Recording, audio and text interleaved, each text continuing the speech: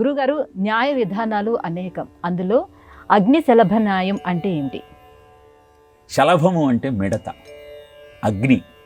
అగ్నిని చూచి ఆ మిడత పండుగా భావించి దాన్ని అందుకుందామని ఆ అగ్నిలో పడి ప్రాణాన్ని వదిలేస్తుంది. ఉపనిషత్తు ఈ న్యాయాన్ని ప్రస్తావిస్తూనే కురంగ మాతంగ పతంగ మీనాభృంగ అని తెలియజేసింది. ఒక్కొక్క ఇంద్రియము తన చాపల్యాన్ని ప్రదర్శించి కీడును కొని తెచ్చుకుంటూ ఉంది.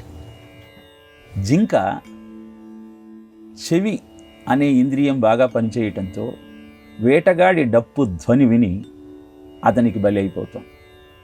ఏనుగు స్పర్శ సుఖానికి లోనై మావటివాడి అంకుశానికి గురై బానిసగా మారుతాడు. అలానే శలభము కన్ను అనే ఇంద్రియానికి ప్రేరేపింపబడి మంటను చూసి ఆహారమని భ్రమసి దానిలో పడి ప్రాణం వదిలేస్తోంది. చేప వేటగాడి గాలానికి ఉన్న వానపామును జిహ్వ చాపల్యం పేరుతో స్వీకరించాలని ప్రయత్నం చేసి ప్రాణాన్ని వదిలేస్తోంది.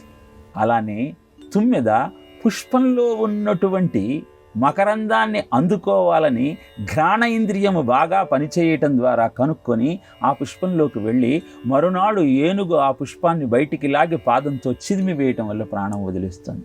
అగ్నిశలభ న్యాయం గురించి చెబుతూ ఇంద్రియ చాపల్యము, ఇంద్రియ నిగ్రహం లేకపోవటమే అన్ని అనర్థాలకు కారణమన్న సత్యాన్ని శాస్త్రం వివరిస్తూ అగ్నిశలభ న్యాయం ద్వారా దాన్ని ప్రకటించే ప్రయత్నం చేస్తూ ఉంది. అందుకే civilisation is not running about the worldly things.